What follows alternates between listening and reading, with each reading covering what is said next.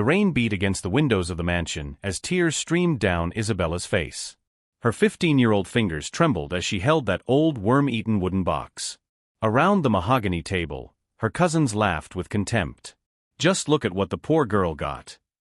Victor, the oldest, clapped his hands slowly, with sarcasm. A box of trash. What a magnificent inheritance from Grandpa Harold. Grandmother Celeste, seated at the head of the table, watched everything in silence. Her face looked as if it had been carved from ice. Isabella swallowed her sobs and hugged the box against her chest. The musty smell of the old wood invaded her nostrils. That was all that remained of the grandfather who had raised her since she was 7, when her parents died in an accident. Meanwhile, I got the property by the lake. Clarissa, the 18-year-old cousin, examined her perfect nails. And Victor inherited the company's shares. Dad said you didn't deserve anything real, Isabella. After all, you're not even legitimate blood of the family. The words cut like blades. Isabella felt her stomach churn. She had always known she was different. Adopted. Tolerated out of obligation. But Grandpa Harold truly loved her. He had promised to take care of her forever. Maybe there's something valuable inside. Uncle Bernardo stepped closer, his eyes shining with greed. Let me see that box. No. Isabella stepped back, clutching the box to herself. It's mine. The will said it's mine. Pathetic, Victor snorted. Defending a piece of rotten wood. You've always been weird anyway. The family lawyer, Mr. Whitmore, adjusted his glasses and read the will again. It's here, written by Mr. Harold himself. To my granddaughter Isabella, I leave the oak box that belonged to my father. May she open it only when she has nothing left. And may she never forget who truly loved her. Ridiculous, Celeste finally spoke, her thin voice like steel. Harold was senile in his last months. This girl manipulated a sick old man. I would never do that. Isabella's voice came out louder than she intended. I took care of him. When all of you were too busy, I stayed by his side. I read to him, talked to him, held his hand when he had nightmares. Because you had nothing else to do, Clarissa rolled her eyes. You don't have friends, you don't have a life. Of course you were glued to Grandpa. The pain in Isabella's chest was physical now. Every word was a punch. She looked at the box in her hands. The wood was cracked in some places, stained by time. There were strange carvings on the lid that she had never seen before. Why would her grandfather leave something like that to her? Ladies and gentlemen, the will is clear, Whitmore closed the documents. The distribution is finalized. Isabella, you need to vacate your room by tomorrow. What? Isabella felt the ground disappear beneath her feet. But I've lived here since I was a child. Where will I go? Not our problem, Victor crossed his arms. The house now belongs jointly to me and Clarissa. We don't want you here. Celeste stood up, leaning on her cane. You've had 15 years of charity from this family, girl. Be grateful for what you received. Now leave. Isabella ran up to her attic bedroom. Her legs could barely carry her body. She threw the box onto the bed and started stuffing clothes into an old backpack. Her hands trembled so much she could barely hold things. Where would she sleep? How would she eat? She was still in school, had no job, had no money. The phone vibrated. A message from Clarissa in the family group. The orphan is finally leaving. Good riddance. Isabella turned off the phone. She looked around the tiny room that had been her world for 8 years. The peeling walls, the window that never closed properly, the narrow bed where she had cried so many nights missing her parents. None of it was really hers. It never was. She picked up the box again. It was surprisingly heavy. Something rattled inside when she moved it. Her fingers ran over the rusty lock. She wanted to open it, to find out what was inside. But her grandfather's words echoed in her mind, when you have nothing left. It still wasn't time. With the backpack on her back and the box in her arms, Isabella went down the stairs for the last time. She passed through the living room where the family celebrated her expulsion with champagne. No one turned to watch her leave. The rain soaked her as soon as she stepped outside. The iron gate closed behind her with a final sound. Isabella looked back one last time. The warm lights of the mansion shone through the windows. Inside, People laughed. Outside, she was completely alone. If you're enjoying this story, don't forget to subscribe to the channel and like the video. Leave a comment saying what you thought and which city or country you're watching from. Your participation is very important.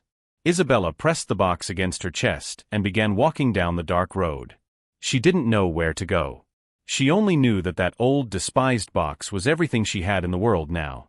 3 days later, Isabella was sleeping on a park bench. The wooden box served as a pillow. Her stomach growled with hunger. She had eaten only what she managed to buy with the few coins found in her jacket pockets. A stale piece of bread. A bruised apple that the street vendor was going to throw away. The cold of the early morning made her bones ache. Isabella pulled her thin coat tighter and hugged the box more firmly. It was the only warm thing she had. Sometimes, she swore she felt a strange warmth coming from the wood. Imagination, of course. Hunger makes the mind play tricks. Hey girl. A rough voice woke her. A police officer shone a flashlight at the bench. You can't sleep here. Leave before I take you to the station. Isabella stood up unsteadily. Everything spun.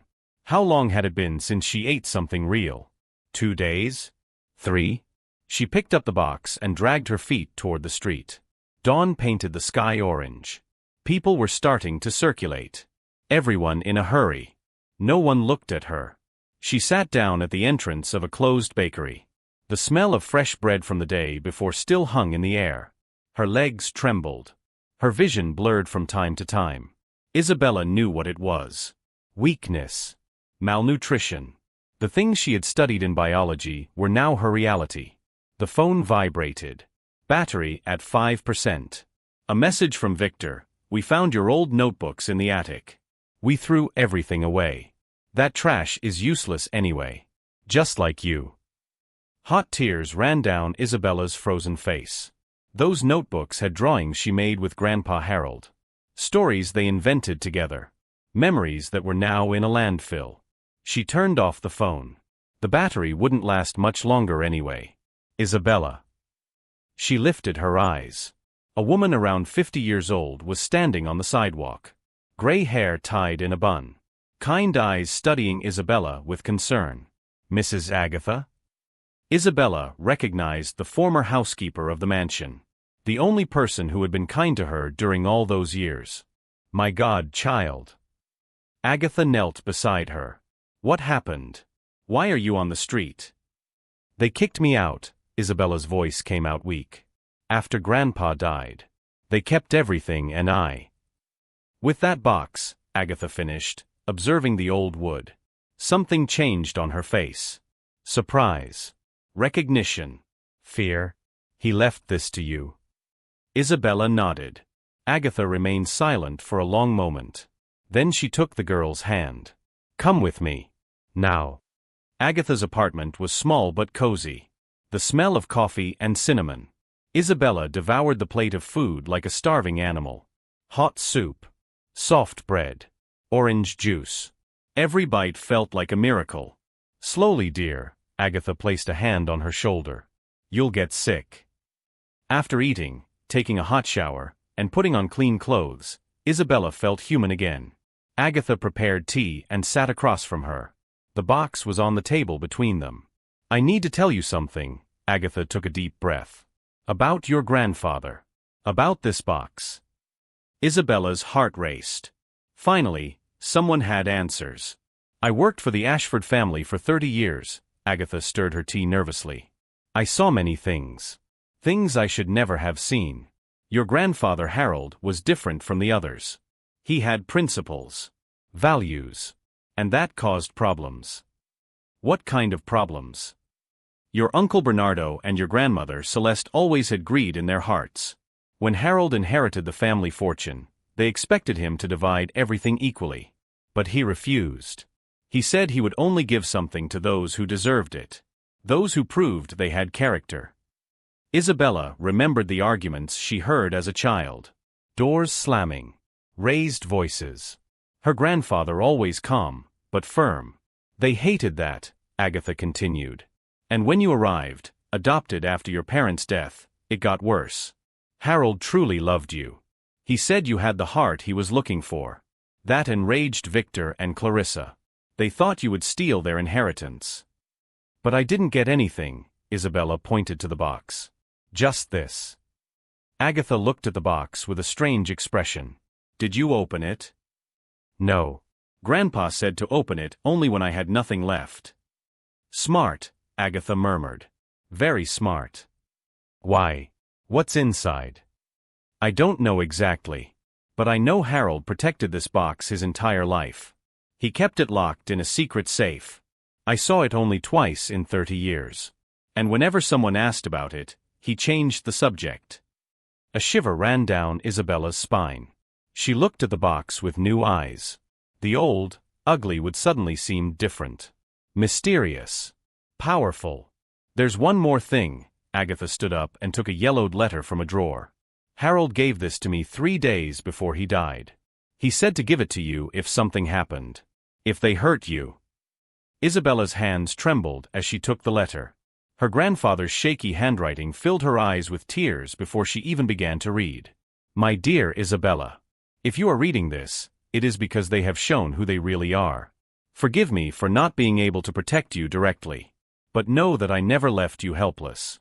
The box is your protection. Your future. Your revenge, if necessary. Trust it. Trust yourself. With eternal love, Grandpa Harold.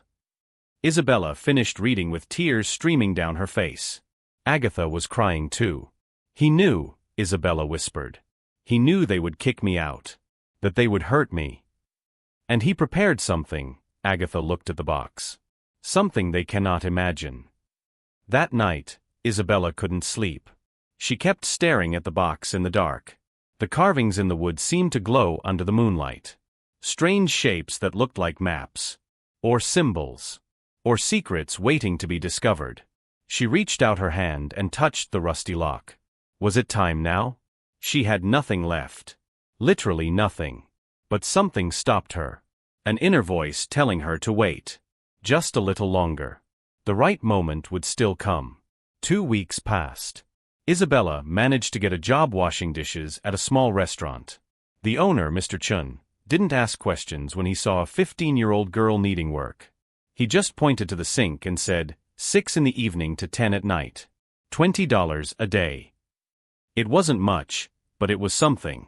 Isabella saved every cent in a little tin she hid under Agatha's bed. The box was always by her side. She took it everywhere. To work, to school when she managed to enroll again, even to the bathroom. You need to leave this box here at home, Agatha said. It's not safe to keep carrying it around like this. I can't, Isabella hugged the old wood. It's everything I have from Grandpa. I need to keep it close. The truth was different.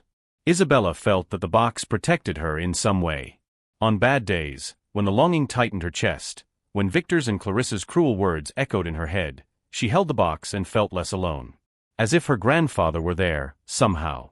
One afternoon, while washing dishes at the restaurant, Isabella heard familiar voices in the dining room. Her blood ran cold. She hid behind the kitchen door and looked through the glass. Victor and Clarissa were sitting at a table, dressed in expensive clothes. They spoke loudly, laughing about something. Isabella shrank when she heard her name. That pathetic girl must be starving somewhere. Victor cut his steak. Good riddance. Now the mansion is completely ours. Mom Celeste wants to sell the property. Clarissa sipped her wine. She said she'll split the money only between the two of us. We'll finally have what we deserve. About that, Victor lowered his voice. Isabella leaned closer to hear. You know Dad Bernardo is investigating? Investigating what? That ridiculous box Grandpa left to Isabella. He hired a lawyer to review the will. He thinks there might be something valuable inside. Isabella's heart raced. She clenched her hands until her nails dug into her palms. Valuable in that rotten wood. Clarissa laughed. Impossible. I don't know. Dad found out Grandpa had a secret safe in his office. And he kept that box there. For 40 years. No one knew. Why would someone do that with an old box with no value? Silence. Isabella could barely breathe. We need to find that girl, Victor decided. Recover the box. Whatever is inside, it's ours by right. And if she already opened it? Then we make her give us what she found. One way or another. Isabella ran out through the back door. Her heart beat so hard it hurt. She ran through the streets to Agatha's apartment. Locked the door. Pulled all the curtains closed. Grabbed the box and hugged it, trembling. They were looking for her. They wanted the box. They would hurt her to get it. Isabella? What happened? Agatha arrived home and found the girl curled up on the floor. You're white as a sheet. Through sobs, Isabella told her everything. Agatha turned pale too. We need to open this box now, she said. Find out what's inside before they find you. No. Isabella was surprised by her own vehemence. Grandpa said to open it when I had nothing left. It's not time yet. Child, you have nothing. You're sleeping on my couch, working for scraps, being hunted by your own family. If that isn't having nothing, what is? Isabella looked at the box. The old would seem to pulse under her hands. She closed her eyes and saw her grandfather's face. That gentle smile. Those wise eyes that always knew exactly what to say. Trust the right moment, she heard his voice in her memory. You'll know when it comes. It's still not time, Isabella repeated, more to herself. I need to wait. Agatha sighed, but didn't argue. That night, they made a plan. Isabella would change schools. Change the route to work. Wear caps and sunglasses. Do everything not to be found. But 2 nights later, when Isabella was coming back from work, she saw a black car parked in front of Agatha's building. Her stomach churned. She recognized the driver. It was Thomas, the family chauffeur. Isabella turned around and ran. She ran until she couldn't anymore. She stopped in a dark alley, gasping, with the box pressed against her chest. She couldn't go back to Agatha's. They would discover where she lived. She spent the night under a bridge. The cold was biting. Isabella took off her coat and wrapped the box to protect it from the damp. She shook so hard her teeth chattered. But she kept the box warm and dry. In the morning, she found a message from Agatha on her phone, which was almost out of battery. They were here. They searched everything. Asked about you. I said I didn't know where you were. Isabella, please open that box. Find out what your grandfather wanted you to have. It's your only protection now. Isabella looked at the box. Her fingers touched the lock. It would be so easy. Just pull it. Discover the secret.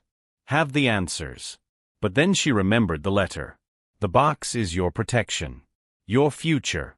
Your revenge, if necessary. Revenge. The word echoed in her mind. Her grandfather knew Victor and Clarissa. Knew Bernardo and Celeste. He knew what they would do. And he prepared something. Something that needed the exact moment to work. Isabella put the box back in her backpack. Wiped away her tears. Stood up with difficulty, her legs numb from the cold. They wanted the box? They would have to keep looking. Because she wouldn't open it. Not yet. Not until she was absolutely sure it was the right time. Even if that meant living on the streets. Even if it meant hunger, cold, and fear. She would trust her grandfather. She would trust his plan. She just needed to endure a little longer. The right moment was coming. She could feel it. The moment came on a freezing winter morning. Isabella had spent the night in a homeless shelter. Her clothes were dirty. Her hair tangled. She hadn't eaten anything hot for 3 days. The money she had saved ran out when she lost her job at the restaurant for missing work after being chased. The box was beside her, as always. Isabella held it while waiting in line for breakfast at the shelter. Watery porridge and hard bread. But it was food. That was when she heard the commotion at the entrance. Loud voices. Someone shouting her name. Isabella. Isabella Ashford. We know you're here. It was Victor. And he wasn't alone. Bernardo and 2 men in dark suits accompanied him. Private security. People in the shelter stepped back. No one wanted trouble. The coordinator tried to block the entrance, but Victor pushed her aside. That girl stole property from my family, he shouted. And I came to take back what's mine. Isabella stood up slowly. Her legs trembled. But something inside her was different. The anger she had been swallowing for weeks finally overflowed. Stole. Her voice came out louder than she expected. I didn't steal anything. This box was left to me by a senile old man you manipulated. Bernardo stepped forward. That box belonged to my father. And now it belongs to us, the true heirs. True heirs. Isabella laughed. A bitter, exhausted laugh. You who never visited Grandpa? Who left him alone when he was sick? Who only showed up when you wanted money? Victor moved closer to her. His eyes burned with hatred. Give me that box. Now. No. He lunged to rip the box from her hands. Isabella stepped back, but tripped over a chair. She fell hard to the floor. The box slipped from her hands and slid across the cement floor. Victor bent down to grab it. His fingers touched the old wood. And then it happened. The rusty lock opened by itself with a loud click. The lid of the box lifted as if pushed by invisible hands. A golden light shone from inside, so bright that everyone recoiled, covering their eyes. Isabella crawled to the box. Her hands trembled as she looked inside. It wasn't gold. It wasn't jewelry. It was paper. Old documents. And beneath them, a sealed envelope bearing the Ashford family seal. What is this? Victor tried to grab it, but Isabella was faster. She took the envelope and tore it open. Inside was a letter and several official documents. Her hands shook as she read her grandfather's letter. Tears began to fall before she even finished the first line. My dear Isabella, if this box has opened, it is because the moment of truth has arrived. The documents you will find here prove something I hid for years. The Ashford family fortune did not come from my father. It came from your maternal grandmother, Elena. Isabella stopped breathing. She kept reading, her hands shaking more and more. Elena was my older sister. When your parents died, I discovered the truth she revealed to me before passing away. Your mother was not adopted by strangers. She was stolen from Elena as a baby by Celeste, who could not have children. Elena spent her entire life searching for her daughter. She found her only weeks before the accident that killed your parents. The world spun around Isabella. She looked at the documents. Birth certificates. DNA tests. Legal papers.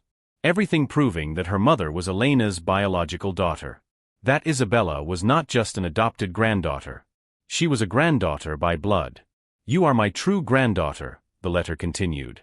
And according to the laws of the Ashford family, established 200 years ago, the fortune always passes to the closest blood heir. Not to the children of marriage, but to the direct descendants of Elena's line. Isabella lifted her eyes. Victor was pale. Bernardo looked as if he had seen a ghost. This is a lie. Victor shouted. A lie. These are forgeries.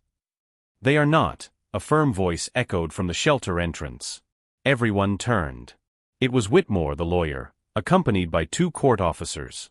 Mr. Harold entrusted me with copies of these documents 10 years ago.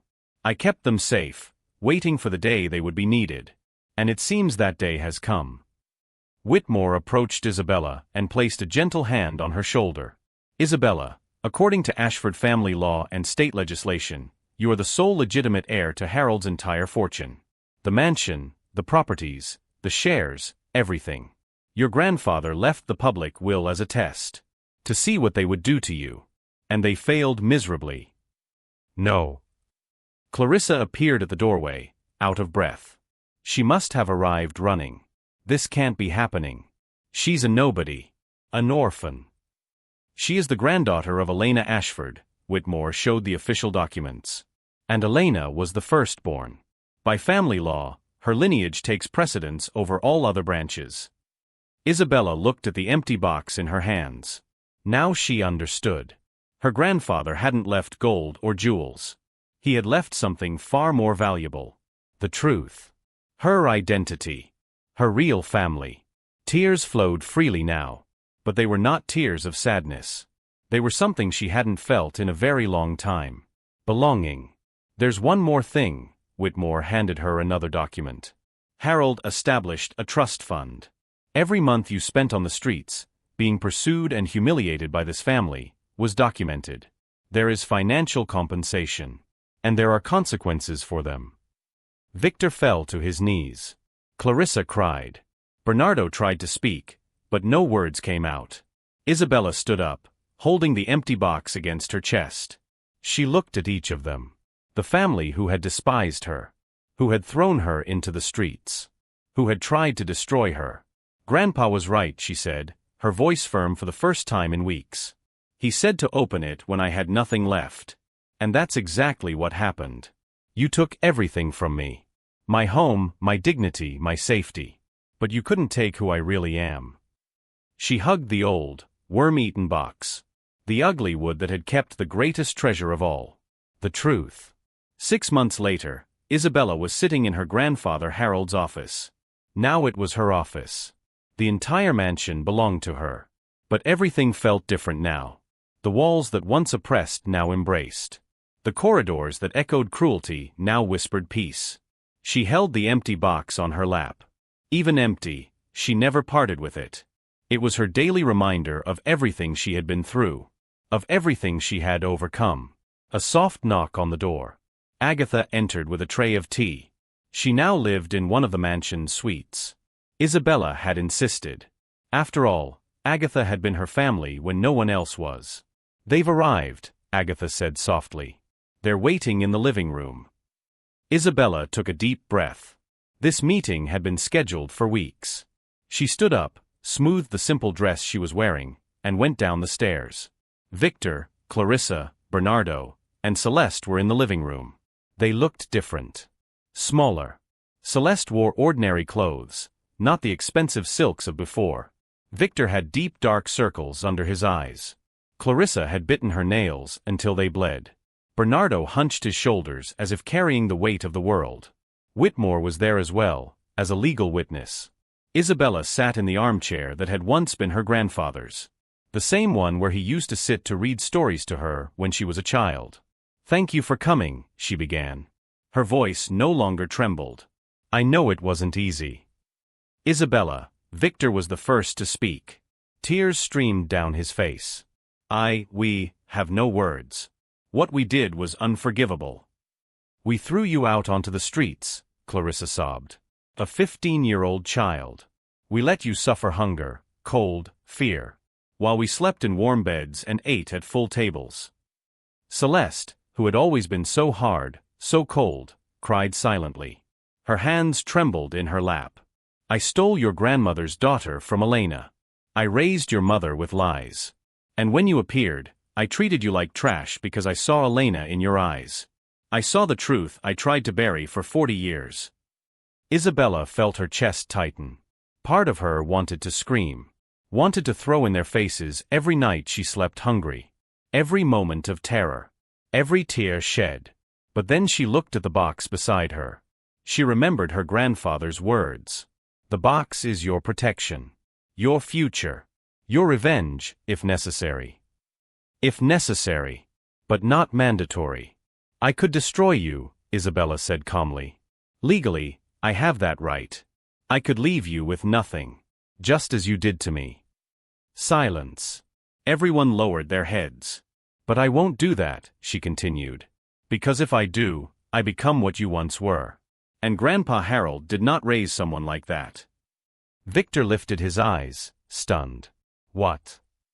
"Whitmore prepared the documents," Isabella gestured to the lawyer. "You will receive a monthly allowance. Modest, but enough to live with dignity.